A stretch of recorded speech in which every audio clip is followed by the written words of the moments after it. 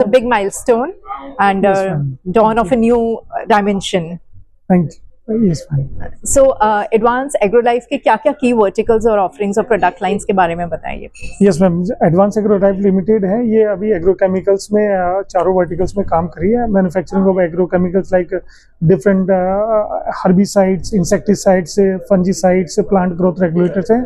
Company mainly B2B segments में काम करती है। कंपनी की जो मेन स्ट्रेंथ है, जो कस्टमर्स बेस हैं कंपनी के पास, जो मेनली जो इंडिया की जो टॉप फर्टिलाइजर्स ग्रुप्स हैं उनके लिए वाइट लेबलिंग का कंपनी मेनली बिजनेस में है। उनके जो ब्रांड्स है वो कंपनी अपने प्रीमाइसेस में अपनी ऑन लाइसेंसिंग को यूज़ करके उनके प्रोडक्ट्स डिलीवर करती है उनके वेयर हाउसेज और उनके जो भी रिक्वायर्ड मार्केट सेगमेंट में।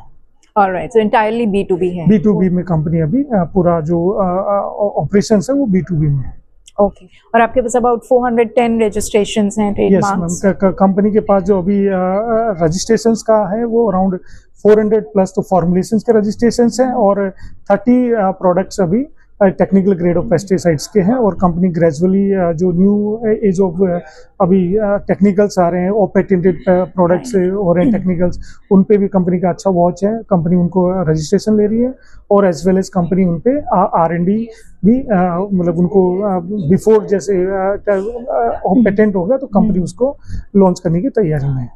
ऑलराइट, तो अभी आपकी करंट कैपेसिटी क्या है और IPO फंड से आप कैसे? कंपनी का जो अभी 3 मैन्युफैक्चरिंग प्लांट है, 2 फॉर्मुलेशंस के हैं और जिनमें भी वाइट लेबलिंग और कंपनी मैन्युफैक्चरिंग फैसिलिटी करके देती है। और रिसेंटली कंपनी ने अभी टेक्निकल ग्रेड फॉर्मुलेशंस में कंपनी रिसेंटली एंटर किया है और कंपनी के पास अभी जो कैपिटल कंजम्पशन है उस पे टेक्निकल ग्रेड को अभी यूज़ कर रही है और आने वाले समय में जो वर्किंग कैपिटल के लिए फंड रेज कर रही है कंपनी, उसको टेक्निकल ग्रेड में कंपनी यूटिलाइज करेगी to be expand their footprints in the open market. Excellent, so you are sowing the seeds of the progress. Yes ma'am. तो आपके एक्सपोर्ट के बारे में बताएं। एक्सपोर्ट अभी कंपनी का मतलब नियरली 2% ऑफ द रेवेन्यू है और कंपनी ने रिसेंटली एक पूरा वेल फंक्शनल डिपार्टमेंट एस्टेब्लिश किया है और टीम अभी जो पैन वर्ल्ड जो भी रेगुलेटेड मार्केट्स है मेनली कंपनी का वहीं पे फोकस है। और कंपनी ने कुछ कंट्रीज में लाइक टर्की,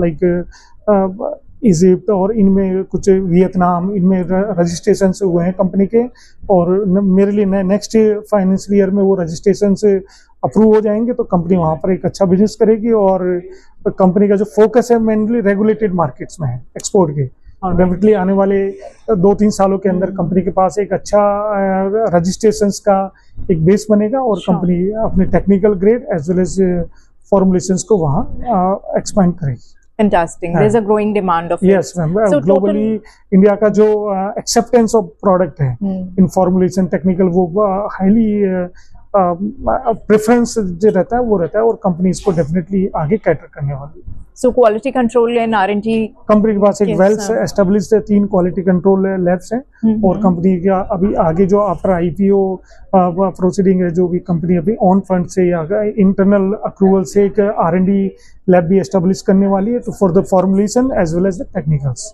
और इसमें जो न्यू एज प्रोडक्ट्स हैं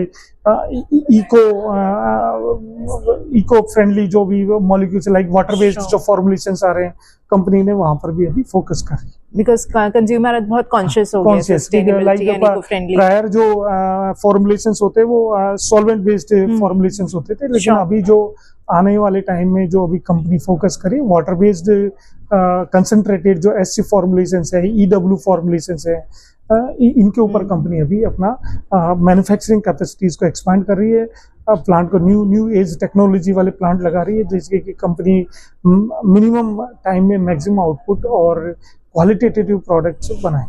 श्योर, तो ये कितना बड़ा मार्केट साइज है और आपका कितना मार्केट शेयर है इसमें? मार्केट मतलब डोमेस्टिक मार्केट तो ग्रेजुअली बहुत अच्छे परसेंटेज से ग्रो हो रहा है क्योंकि जो फार्मर्स का अवेयरनेस है, गवर्नमेंट की जो इनिशिएटिव्स है फार्मर्स को अवेयर करने के लिए, क्योंकि अभी जो फूड सिक्योरिटी वाला जो एक चैलेंज है कंट्री के ऊपर क्योंकि डे बाय डे और अर्बन एरियाज का एक्सपांशन हो रहा है और एक लिमिटेशन ऑफ लैंड का चैलेंज है तो उसमें एक बेटर प्रोडक्टिविटी का एक देश के लिए है तो उसमें डेफिनेटली कंपनी एक अच्छे लेवल पे जो एग्रीकल्चर की डिमांड जो जनरेट हो रही है उस पे कंपनी का एक Okay.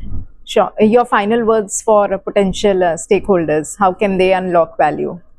डेफिनेटली कंपनी के पास जो आने वाले समय में जो टेक्निकल ग्रेड में कंपनी ने अभी कदम रखा है तो उसको कंपनी एक अच्छी स्किल पे एस्टेब्लिश करेगी, एज वेल एज अपना जो फॉर्मुलेशन जो सेगमेंट है जिसमें कि कंपनी के पास अच्छा एक कस्टमर बेस है उसको कंपनी और एक्सपेंड करेगी न्यू एज ऑफ कस्टमर्स को लेके, और टेक्निकल ग्रेड का as well domestic as well as export में कंपनी मतलब अच्छे नंबर्स पे कंपनी अचीव करेगी आने वाले 2-3 साल में।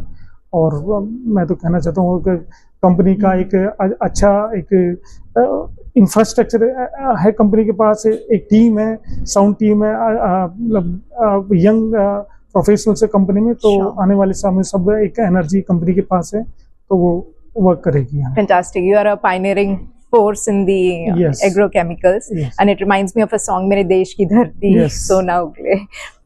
Wish you good luck. Have a fantastic IPO. Thank you so much.